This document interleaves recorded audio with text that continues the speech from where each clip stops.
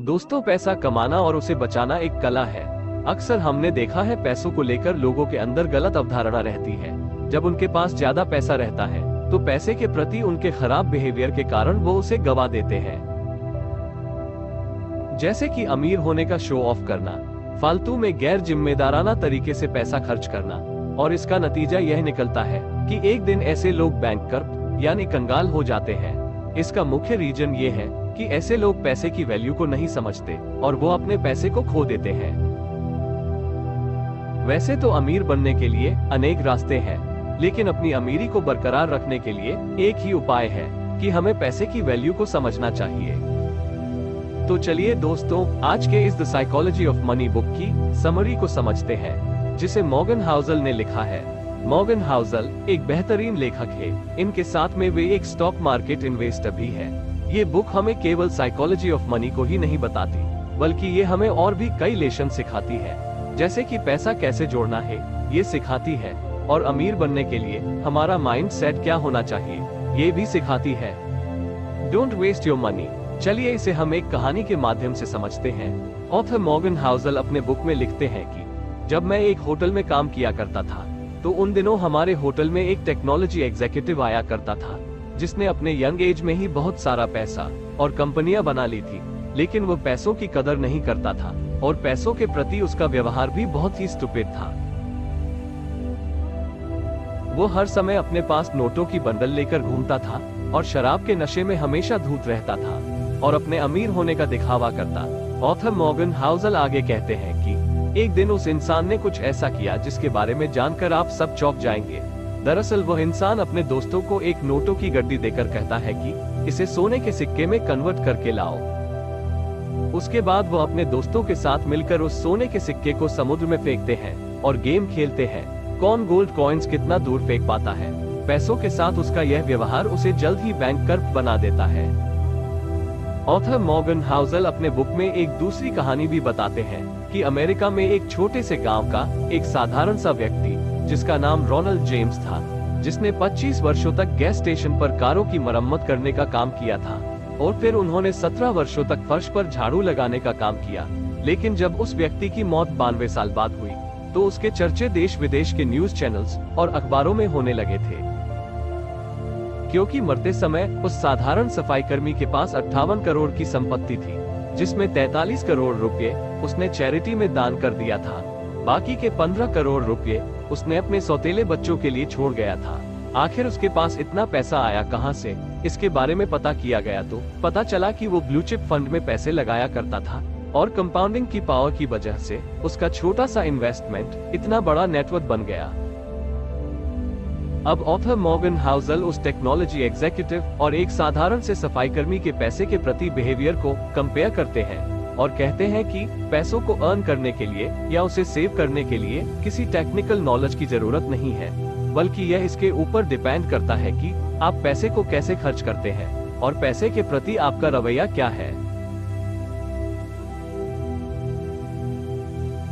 पैसा कमाना एक स्किल है जिसे कोई भी इंसान सीख सकता है और फाइनेंशियल सक्सेस पा सकता है।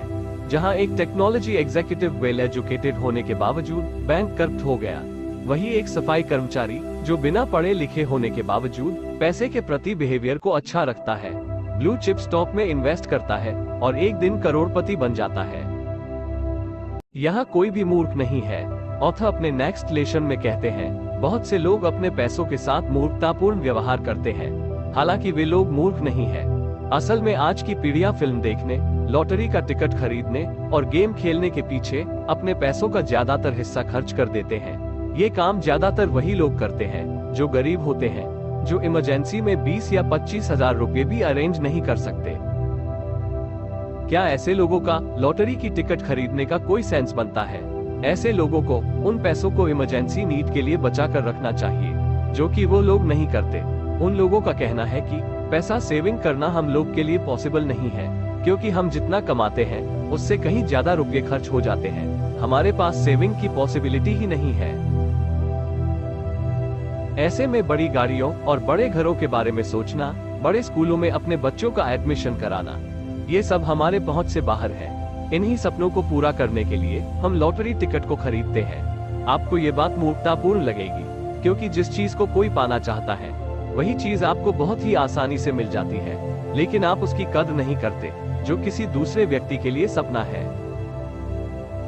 ऑथर मॉर्गन हाउज़ल इस कहानी के जरिए लोगों को ये संदेश देना चाहते हैं कि चाहे वो व्यक्ति बहुत ही गरीब हो या मिडिल क्लास से बिलोंग करता हो या बहुत अमीर हो, वह अपने फाइनेंशियल रिलेटेड फैसले एक्सेल शीट का एनालिसिस करके नहीं लेता, बल्कि वह अपने फैसले परिस्थितियों और भावनाओं से प्रभावित होकर लेता है।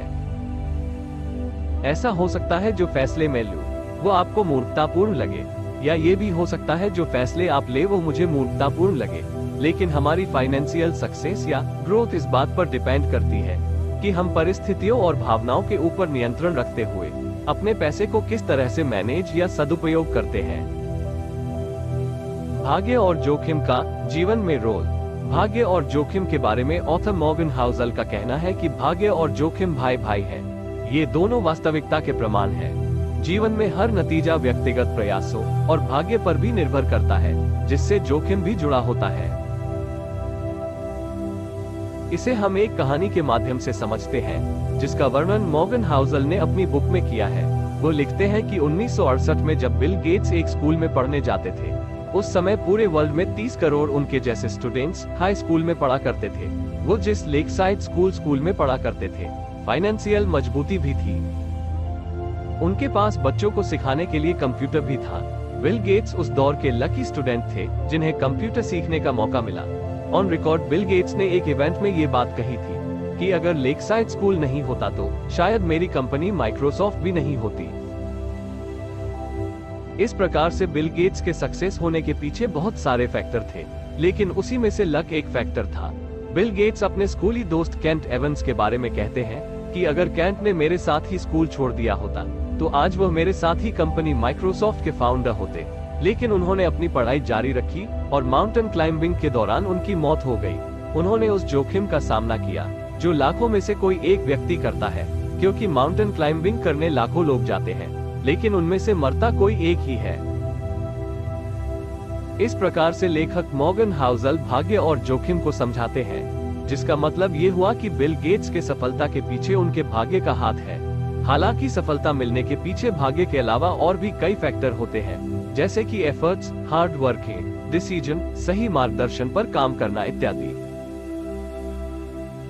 साइकोलॉजी ऑफ मनी के बारे में समझाने के लिए लेखक कोलकाता में जन्मे रजत गुप्ता का उदाहरण देते हैं और बताते हैं कि रजत अनाथ होने के बावजूद 40 साल की उम्र में प्रेस्टिजियस कंसल्टिंग फर्म मैकिन्जी के सीईओ बने थे। उनके पास 2008 के दौरान कुल $100 मिलियन थे, जिसे वह चाहते तो बैंक में रखकर इंटरेस्ट इनकम के जरिए बिना कुछ किए बैठे बैठे ही 2 घंटे में 1 लाख रुपए कमा सकते थे। लेकिन वो इतने पैसों से संतुष्ट नहीं थे। वो करोड़पति से अरबपति बनना चाहते थे। उस वक्त वो गोल्डमैन इन्वेस्टमेंट बैंकिंग कंपनी के डायरेक्टर थे। उनके पास इतना पैसा रहने के बावजूद वो लालच में आ गए और ऐसा काम कर दिया जिससे वर्षों से बनी बनाई रेपुटेशन मिट्टी में मिल गई। वो बोर्ड मीटिंग में मिले सीक्रेट जानकारियों को फाइनेंशियल प्रॉफिट के लिए बेच दिया करते थे और इनसाइडर ट्रेडिंग के गुनाह में उन्हें दोषी करार देकर जेल में डाल दिया गया था। रजत गुप्ता के एग्जाम्पल से लेखक समझाना चाहते हैं कि ऐसे बहुत लोग हैं जो अपनी फाइनेंशियल गोल को अचीव कर लेने के बाद भी दूसरा फाइनेंशियल गोल अचीव करना चाहते हैं। ऐसे लोग रुकते ही नहीं हैं। एक फाइनेंशियल गोल पूरा होने के बाद दूसरे गोल को पूरा करने के लालच में लग जाते हैं, लेकिन ऐसा ना करके पैसे से ज्यादा अपने परिवार एवं सुख शांति को महत्व दें, क्योंकि ज्यादा पैसों का लालच आपके दिमाग की शांति को भंग कर सकता है। इन सभी के अलावा दूसरे व्यक्ति के फाइनेंशियल ग्रोथ से अपनी फाइनेंशियल ग्रोथ की तुलना कभी ना करें। जैसे कि मेरे दोस्त के पास रेंज रोवर है, ऑडी है, तो मेरे पास भी होना चाहिए। ऐसी सोच को अपने दिमाग से निकाल देना ही ठीक है। कंपाउंडिंग के विषय में लेखक का विचार। The psychology of money book में कंपाउंडिंग के विषय में लेखक का कहना है कि वॉरेन बफेट जब बच्चे थे तभी से उन्होंने स्टॉक मार्केट में इन्वेस्टमेंट करना शुरू कर दिया था। आज के समय उनकी नेटवर्थ $86.5 बिलियन है। इसमें से उन्होंने $81.5 बिलियन रिटायरमेंट यानी 60 वर्ष की उम्र में इकट्ठा की है। इसमें कोई संदेह नहीं है कि आज के समय में वॉरेन बफेट एक अद्भुत इन्वेस्टर है। लेकिन उनके जीवन से यह सीखने को मिलता है कि पैसा बनाने के लिए कंसिस्टेंटली इन्वेस्ट करते रहना चाहिए। यहाँ एक नॉर्मल इंसान 20 वर्ष की आयु में पढ़ाई करता है, वही वॉरेन बफेट उस समय तक $9.3 मिलियन के मालिक थे। इस उदाहरण को देखकर ये कहा जा सकता है कि वॉरेन बफेट के कामयाबी का सबसे बड़ा रीजन छोटी उम्र से ही इन्वेस्टमेंट शुरू करना है, जिसे उन्होंने रिटायरमेंट की उम्र तक चालू रखा। Getting rich versus staying rich. Author Morgan Housel अमीर बनना या कंटिन्यू अमीर बने रहना के विषय में उनका कहना है कि अमीर बनना बहुत आसान है, लेकिन हमेशा अमीर बने रहना इतना आसान नहीं है, क्योंकि ज्यादातर लोग बिजनेस स्टार्ट करने के बाद कुछ दिनों में फेल हो जाते हैं। ऐसे बहुत सारे सेलिब्रिटी हैं जिन्होंने फाइनेंशियल ग्रोथ किया, लेकिन समय बीतने के बाद ही ब्रोक हो गए। वो अपनी अमीरियत बरकरार नहीं रख सके। इसलिए अपने career, business field, stock market, investing के क्षेत्र में सक्सेस पाने के लिए सबसे ज्यादा जरूरी यह है कि हम लंबे समय तक सरवाइव कर सके। इसे आप समझने के लिए वॉरेन बफेट का उदाहरण लिया जा सकता है। हम ऐसा इसलिए कह रहे हैं कि वॉरेन बफेट के साथ ऐसे बहुत सारे इन्वेस्टर्स थे जिन्होंने स्टॉक मार्केट में इन्वेस्ट किया, लेकिन वॉरेन बफेट की तरह कामयाबी हासिल नहीं कर सके। इसका मुख्य कारण ये रहा कि वो लंबे समय तक स्टॉक मार्केट में सरवाइव नहीं कर सके, जिसकी वजह से वो लोग फेल हो गए। Closing remarks. The psychology of money book से हमें ये सीखने को मिलता है कि अमीर बनने के अनेक रास्ते हैं, लेकिन कंटिन्यू अमीर बने रहने के लिए एक ही तरीका है। पैसों की इज्जत करना सीखे और उसे सही जगह पर इस्तेमाल करना सीखे। आपके पास जो भी है उसी में खुश रहना सीखे और सबसे हम्बल बने रहना सीखे। तो दोस्तों, ये थी ऑथर मॉर्गन हाउसल द्वारा लिखी गई the psychology of money book की समरी। आपको psychology of money book summary कैसे लगी, हमें कमेंट करके जरूर बताएं। लेटेस्ट वीडियो को देखने के लिए हमारे YouTube चैनल को सब्सक्राइब करना न भूलें। अपना बहुमूल्य समय देने के लिए आपका तहे दिल से शुक्रिया।